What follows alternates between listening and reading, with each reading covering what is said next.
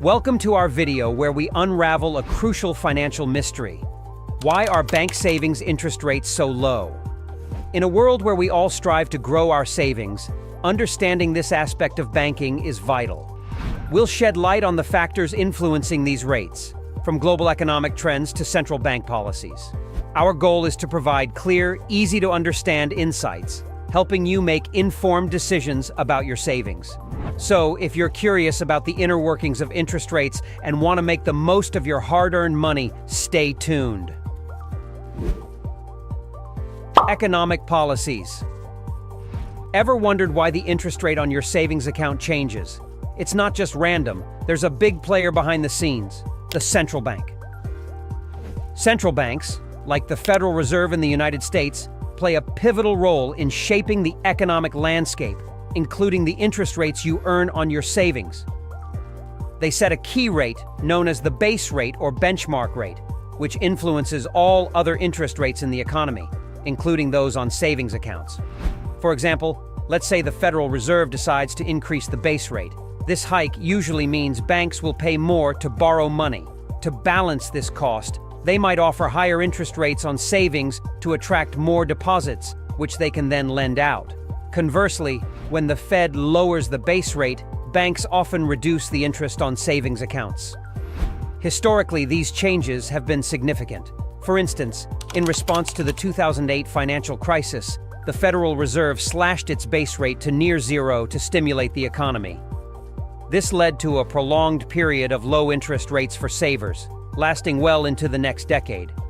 It wasn't until December 2015 that the Fed started to gradually increase rates again, impacting savings accounts nationwide.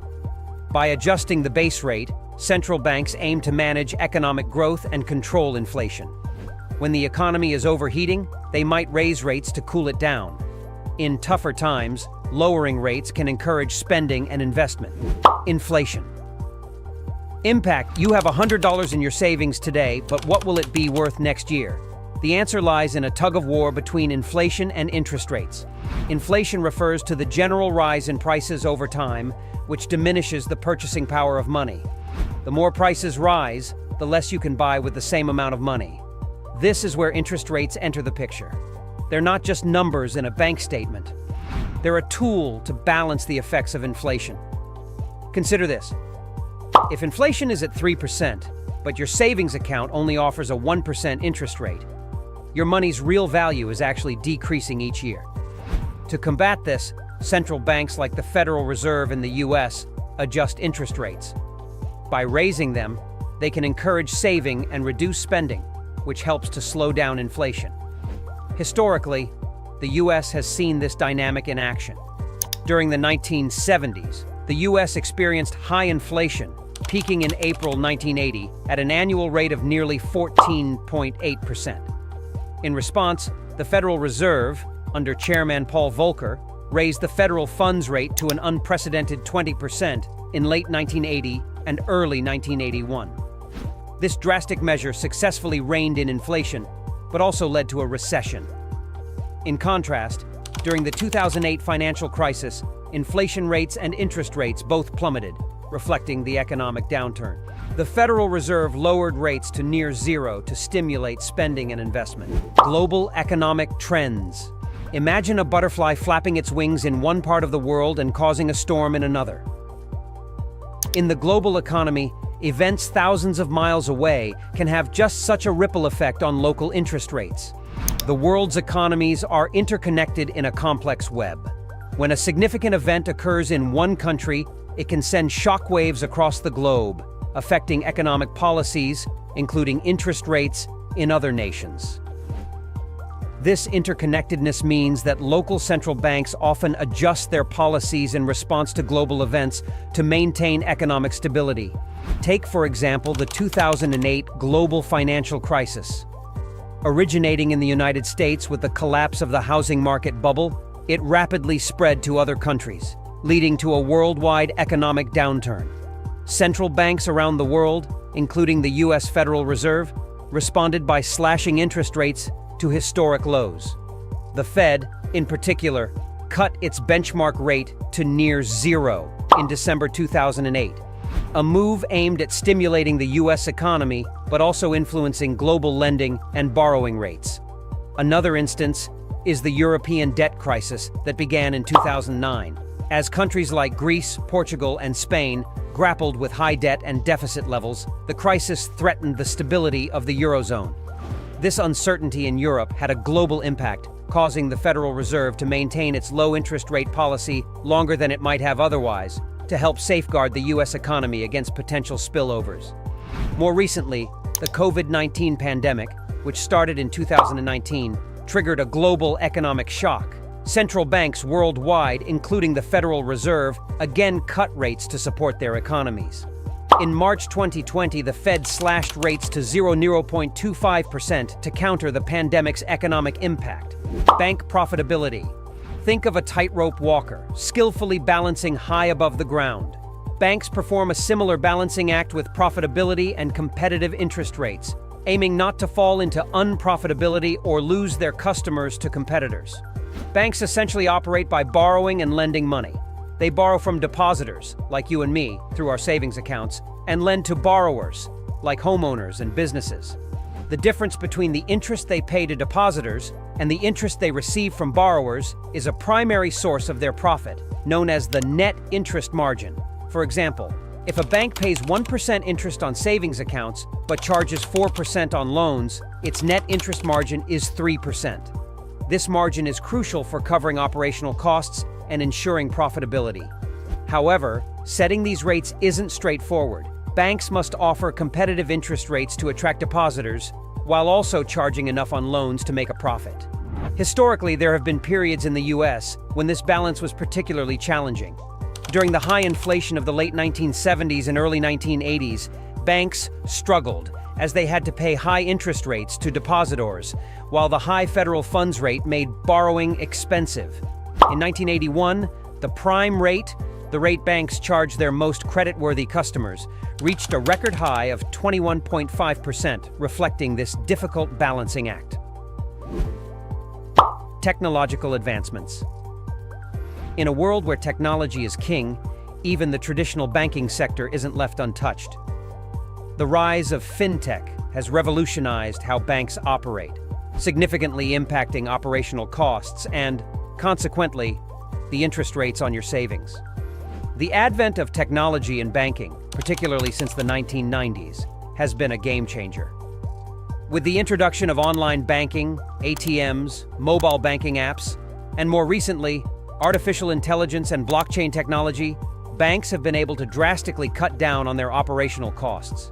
These technologies reduce the need for physical branches, paper-based processes, and extensive manpower, leading to significant savings for banks. For example, the widespread adoption of online banking in the early 2000s allowed banks to serve more customers with fewer physical branches. This transition not only saved costs on real estate and staffing, but also made banking more efficient and accessible. Similarly, the use of AI in fraud detection and customer service automation has further reduced operational expenses. These cost savings can have a direct impact on the interest rates offered on savings accounts. Lower operational costs mean banks can afford to offer higher interest rates to attract depositors. However, the reality is often more complex.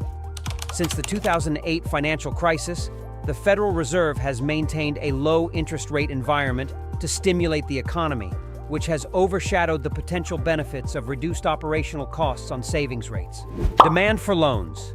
Imagine a seesaw in a playground. On one end, the demand for loans, and on the other, savings interest rates. The balance between these two is a fundamental aspect of banking economics, deeply interconnected and constantly in flux. The demand for loans is a significant driver of how banks set their savings rates. Here's how it works. When there's a high demand for loans, banks need more capital to lend. One way to acquire this capital is by attracting more deposits, which they do by offering higher interest rates on savings accounts. Conversely, when the demand for loans is low, banks don't need as much capital, so the incentive to attract deposits through higher savings rates diminishes. Let's take a historical journey to see this in action. During the housing boom in the early 2000s in the United States, there was a high demand for mortgage loans. Banks, eager to lend more, raised savings interest rates to attract more deposits, boosting their lending capacity. However, this scenario changed dramatically with the 2008 financial crisis. The demand for loans plummeted as consumer confidence nosedived and credit standards tightened. In response, banks lowered the interest rates on savings accounts, reflecting the reduced need for deposits. Government regulations. Government regulations can impact bank interest rates in several ways. One of the primary tools is through the central bank, such as the Federal Reserve in the United States. The Fed sets the federal funds rate, which influences the interest rates banks charge each other for overnight loans. This rate cascades down to affect the interest rates that consumers see on their savings accounts and loans. For instance, in response to the Great Recession that began in 2007, the Federal Reserve took unprecedented steps. It lowered the federal funds rate to near zero by the end of 2008, a policy aimed at stimulating economic growth by making borrowing cheaper and encouraging spending. This move directly led to lower interest rates on savings accounts and other deposit products.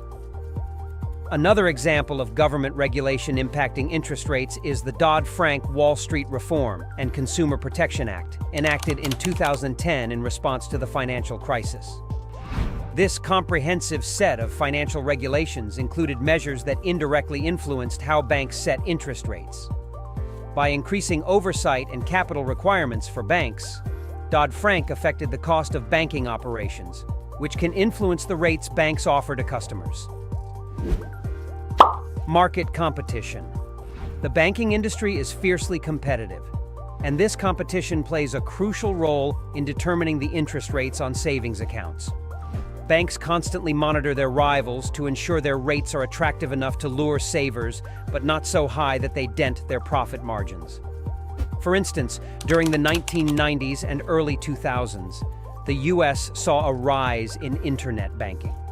Online banks, with their lower overhead costs, could offer higher interest rates on savings accounts compared to traditional brick-and-mortar banks. This forced the entire industry to reevaluate their rates. Banks like ING Direct, now Capital One, and Ally Bank led this trend, offering significantly higher rates to attract customers, which in turn put pressure on traditional banks to increase their rates to remain competitive. Moreover, in periods of economic growth, when consumers have more disposable income, banks might increase savings rates to attract these additional funds. Conversely, during economic downturns, like after the 2008 financial crisis or during the COVID-19 pandemic, the overall lower interest rate environment led to more homogenized, lower rates across the board. Future outlook.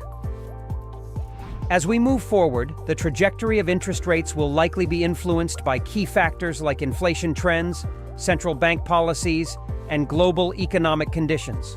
For instance, if inflation continues to rise, central banks like the Federal Reserve may increase rates to keep it in check. Conversely, in a struggling economy, lower rates could persist to encourage spending and investment. Technological advancements and market competition will also play their roles, potentially leading to more varied and innovative savings products. Keeping an eye on these indicators will be crucial in forecasting the direction of savings interest rates in the coming years. And that wraps up our journey through the intricate world of interest rates and personal savings. If you found this information helpful, please give us a thumbs up and subscribe to our channel for more insightful content. Don't forget to share this video with friends and family who might benefit from these tips. And we'd love to hear your thoughts and experiences. Drop us a comment below with your take on saving strategies in today's economy. Thank you for watching. And remember, staying informed is your first step towards smarter financial decisions. Until next time, keep saving smartly.